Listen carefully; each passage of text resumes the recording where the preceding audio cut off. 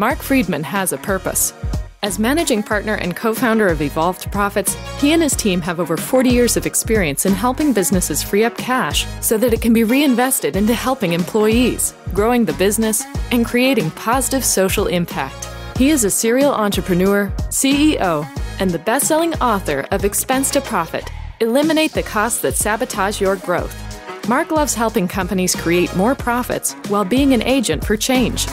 This is his purpose, and in an effort to help more companies and more people, Mark, along with co-host Yannick Silver, author of Evolved Enterprise, bring you Profits with Purpose, a podcast that aims to do just that. On the show, Mark and Yannick talk to successful corporate decision makers, exploring valuable lessons learned, experiences in growing a company, ways to reduce expenses, and all the ways a company can have a positive social impact. Join us each week and get in on the discussion so we can all have more profits with purpose. And now, here's your host, Mark Friedman. Welcome to Profits with Purpose. Today's guest is Dr. James Gibson. He's President and CEO of PMO Solutions and the Chief Strategy Officer for DeVo Protocol DAO. Dr. Gibson is an established business professional, serial entrepreneur, I like that part, and lifelong academic with broad experiences and expertise in leading global business enterprises. He excels in developing the leading international teams that operate a myriad of business disciplines. As the founder and president and CEO of PMO Solutions, he continues to drive the organization forward by providing business strategy advisory services and enterprise resource planning, ERP, for those that like the shortened version, to organize large and small businesses. He's a highly sought after thought leader and subject matter expert in project management, enterprise resource planning, and blockchain cryptocurrency. We're definitely going there.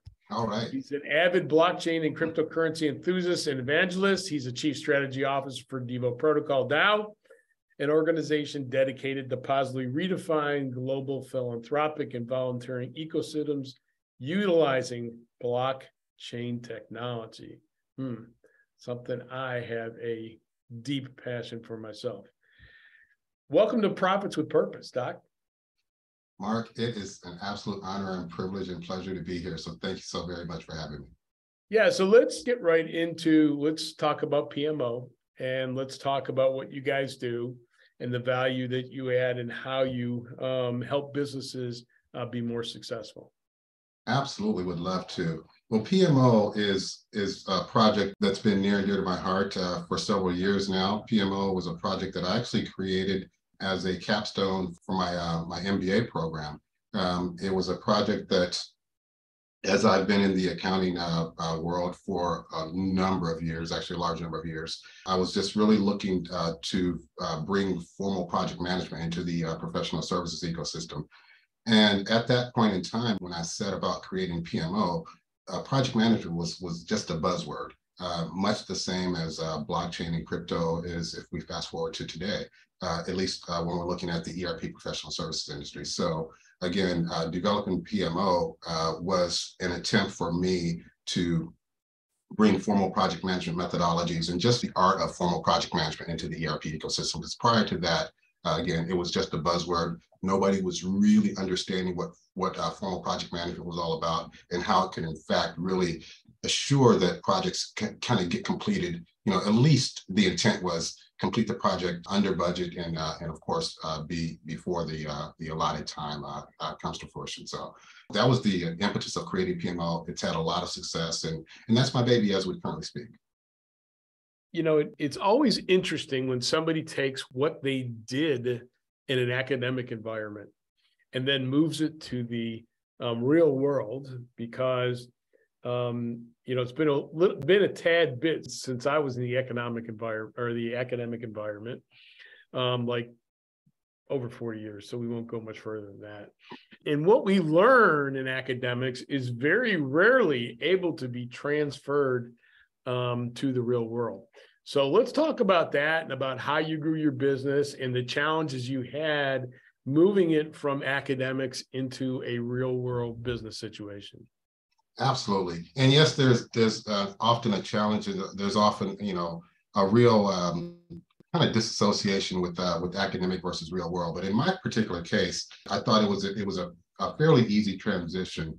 Again, being in the accounting arena, the corporate accounting arena for a number of years, I always have been a serial entrepreneur at heart. And then so I just really wanted to focus on an avenue that I've thought that I could give value, right? I thought that I could give value to the professional service industry, especially with regards to the ERP professional service industry, as I kind of really took an interest in project management. And why did I take an interest in project management?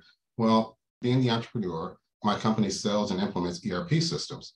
And unfortunately, prior to introducing formal project management to the equation, when we would talk to our customers and tell them that their implementation project was going to take X number of weeks, months, whatever it happened to be, and it would cost X number of dollars, it was almost a swag, a wild ass guess, as we call it. That wasn't really comfortable when you come back to the customer saying, hey, we're going to need, a little bit more time. And of course, we're going to need a little bit more money in order to complete the project. And of course, the customers always hear the first quote that you give them, it's going to take 3 months and it's going to cost, X number of dollars. That sticks with them, right? And so for me, having that come back and constantly, well, I know we estimated and I know we projected X, Y, Z. However, it didn't come to fruition. So we're really going to need more time. We're going to need more money. So those were unfortunately some uncomfortable conversations that I didn't particularly care to have consistently. And so at that time, I had a partner. And so we had some deep dive conversations amongst ourselves saying, basically, how can we issue a guarantee, so to speak, that if we tell our customers it's going to take this much time and this much money to implement their project, how can we kind of assure ourselves as well as the customer that that's pretty much what they're going to spend? Project management was the answer. So once I stuck my toe into the water and really started to see the components of formal project management, for me, it was life-changing. So I really dove into the deep end, head first into the deep end, and just really got fully absorbed into what does true project management really look like. And for me, it was life-changing. And I know that sounds weird, project management being life-changing, but for me, the disciplines of formal project management is something that you can not only apply to projects, but you can apply to life. Because life, for the most part, is a series of projects, right? The things that you go about in your day-to-day business, right? They take preparation, they take planning, they take execution, right? And those are the fundamental concepts of project management. So again, with the discipline that I endeared myself to as far as the formal project management concepts, it really has changed my life. And not to mention the fact that it's made a profoundly positive impact on my business. We are now able to anticipate and estimate with some degree of certainty, right? And so that allows us to offer not an ironclad guarantee per se, because there's always things that are going to come up, right? As the story says, the best laid plans of mice and men, right? But nonetheless, at least it gives us a formal structure. It gives us a formal tune that we can march to, right? And as well, it keeps the customer transparently, engaged into the project. So again, with formal project management methodologies, it's certainly boosted our ability to deliver on time and under budget. But at the same time, it's changed my life because, again, and as my family would attest, I'm always the disciplinarian. So I get the comments from the family, stop project managing me. So again, it truly has become a discipline of my life. So. Yeah, it's interesting. I always like to say man plans and God laughs, right? Amen, amen, right? amen. So, yeah, but I mean, the bottom line is when you can get to a more precise level of certainty when you're having conversations with clients to tell them, okay, well, this is what it's going to cost. And we know we can deliver it by this time. Of course, the caveats with, oh, well, the client forgot to tell you this, or the client forgot to tell you that, or, of course, those are things that obviously allows for the laugh, right? But, if 90% of your projects can come in on time and at budget, it certainly changes. First of all, I would suspect the way that you compete against other people. Let's talk about that a little bit. So being able to have this kind of a solution, how does that help you compete against other people in your sphere of expertise that may not have tied together the two pieces to help them be more successful like you have? It's an undoubted, absolute competitive advantage. Unquestionably, it's a competitive advantage, right? Because it builds trust with your customers and whatnot. and that trust becomes echoed, right, throughout the ecosystem. So that in and of itself was the number one factor. It provides competitive advantage. And so with my longing to kind of give back to the community of ERP professionals, my endeavor was to really make this knowledge available to all of my colleagues. So really that's really how we set about, right, to go into the ecosystem and really just kind of be an evangelist for the world of formal project management. So it wasn't necessarily built to compete, but really to collaborate and to educate. And so that's how we set ourselves apart. And again, it provided us with a competitive advantage, so much so that Sage, the parent company, the publishing company that we're partnered with, right? They're the software publisher, and we're what they call a value-added reseller. So we sell and we implement and support the host of customers that purchase the products. So again, with our formal project management methodology, we're just became, echoed throughout the ecosystem. And again, everybody was now looking to really adopt some of those formal methodologies. So again, the competitive advantage was awesome, but at the same time, it was also an avenue to really spread the knowledge and spread the understanding of why these things will help move businesses forward. Cool. So, we talk about our podcast as Profits with Purpose. We as a business create impact with our clients that we help. Let's talk about what you guys are doing from a social impact standpoint as well. Well, from a social impact standpoint, I've always been a big believer in giving back, right? Just really for myself personally, it was just a matter of what can I give back that's of value, right? And that's where we really wanted to kind of be considerate of, if we give back, what are they going to get from this here, right? And so one of the things that I've got another passion on is, as we called out earlier, blockchain technology. Well, blockchain is one of the technologies. I'm really excited about just emerging technology. In the ERP professional services arena, we really pride ourselves on leading the cause as far as bringing disruptive and emerging technologies into our ecosystem. Our software is, per the AICPA, it's one of the number one softwares in the mid-market accounting space. And so with that, we really wanted to be a company that really, as I said, gave back. And so another one of my passions, as I said, is not only project management, but emerging technologies, to the point where I did a doctoral dissertation on the lack of adoption of blockchain technology and cryptocurrency applications by ERP professional services firms. And one thing that I found was the reason that there's a lack of adoption, for the most part, is a lack of trust and a lack of knowledge, right? So again, giving back, right? Giving back. So once people have at least a clearer understanding of what are the given topic is, right? They're in a much better position to make decisions as to whether that technology in this particular case is for them or not for them, right? So we can do a lot when we have knowledge, right? So that's one of the missions. Now, again, looking to bring these emerging technologies into the ERP ecosystem, one of the things that I've, again, been passionate about is blockchain technology. And blockchain technology, one of the primary things that blockchain does is bring transparency, right? And transparency is something that in the ERP professional services field, we really need that, right? ERP systems are big on traceability, transparency throughout the supply chain and other aspects, right? But when we couple that with the blockchain, the technology, the immutable ledgers, the distributed immutable ledgers, now we've got transparency and trust on steroids, so to speak. And so that's why we were so excited about merging the two technologies, blockchain and ERP.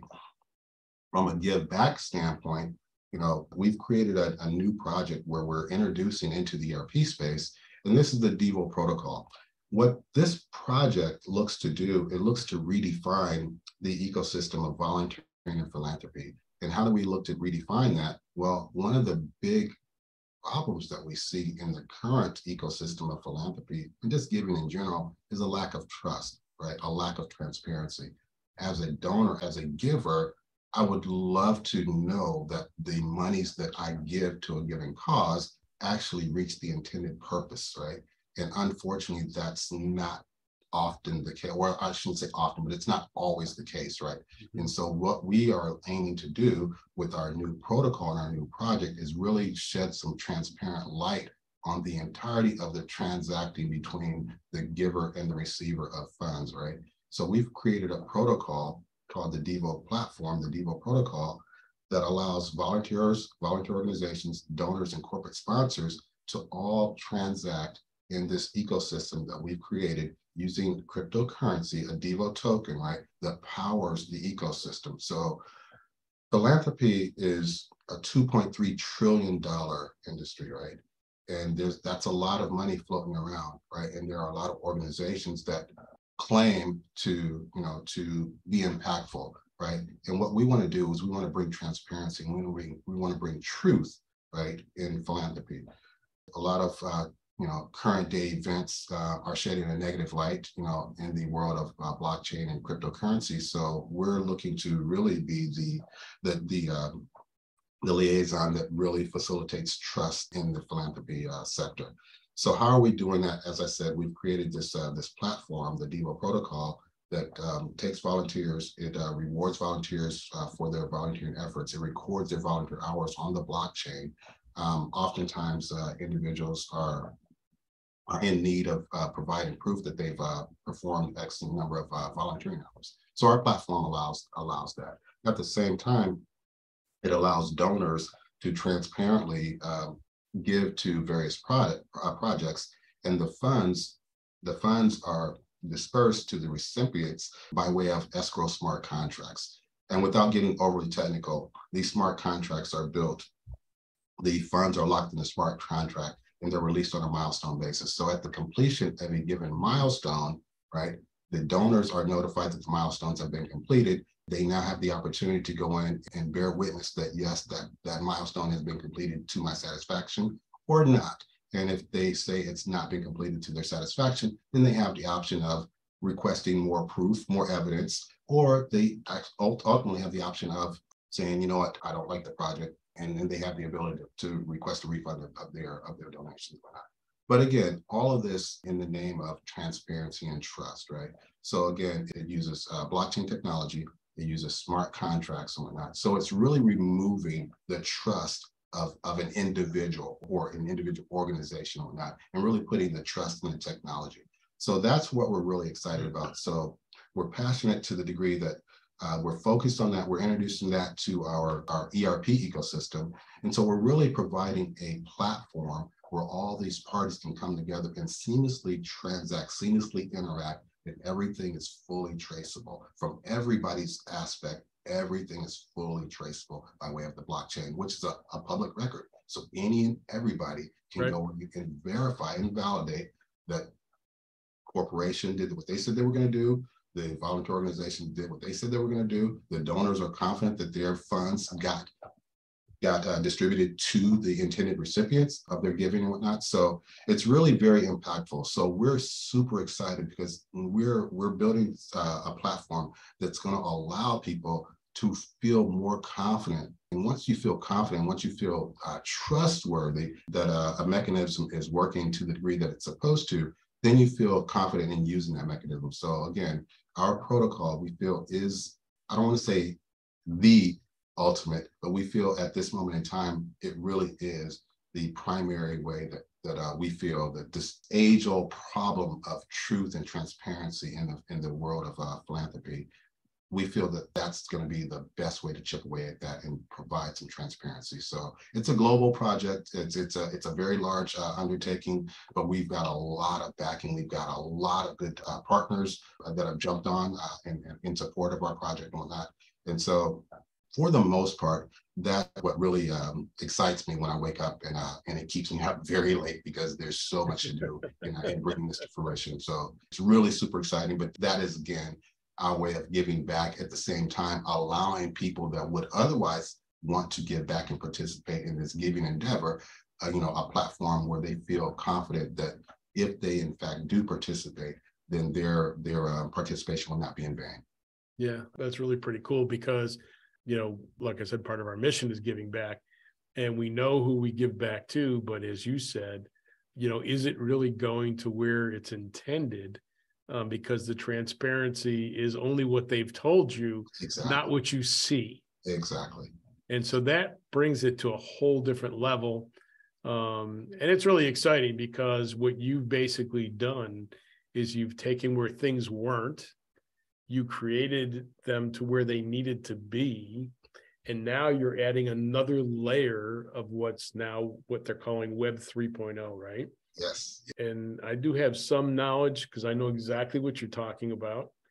I participated at certain levels with a bunch of guys who are working on similar projects, not necessarily in the philanthropic space, but creating transparency in tokens for doing the same types of things. And it's where things are headed. It's where things should be right now.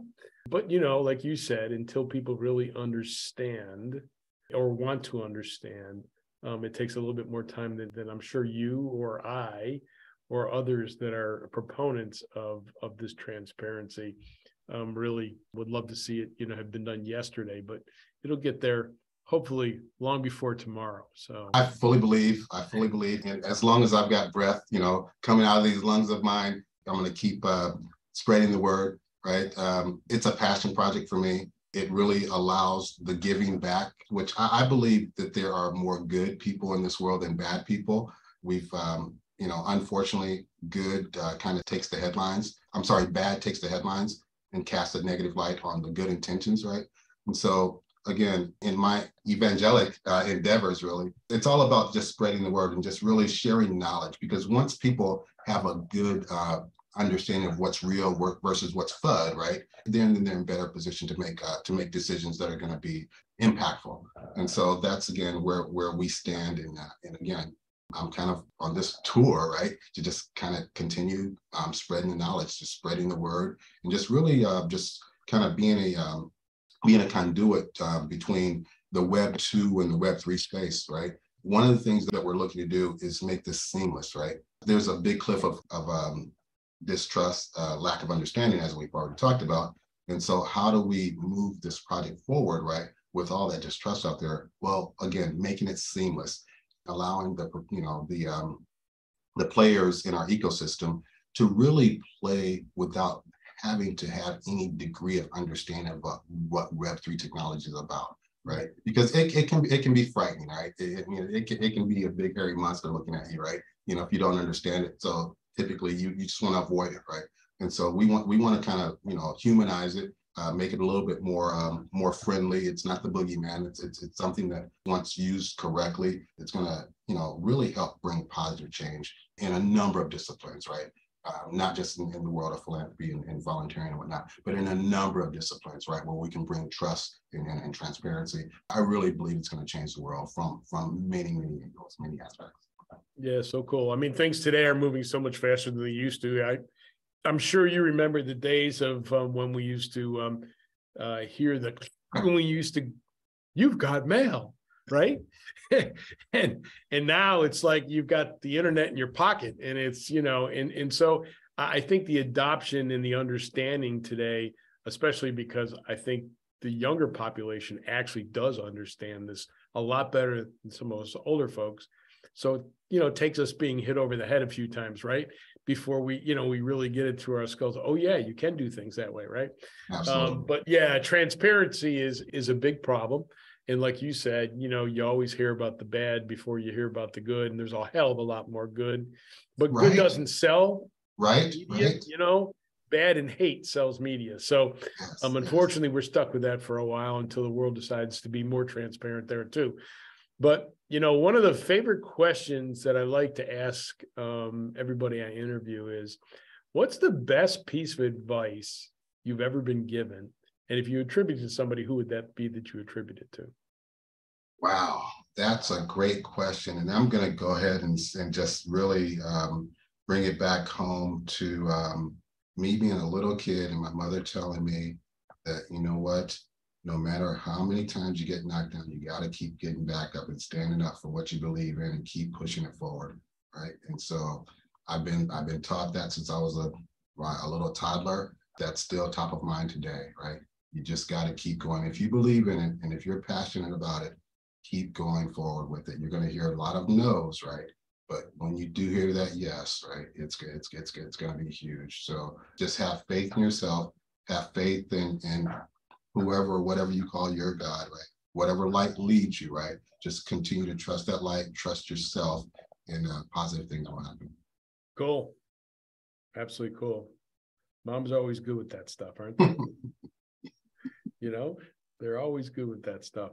So if our listeners want to get in touch with you, how would they get in touch with you? And we'll put it in the show notes so that if they would like to learn more, both about what you're doing with your DeVo protocol as well as PMO solutions, how would they do that?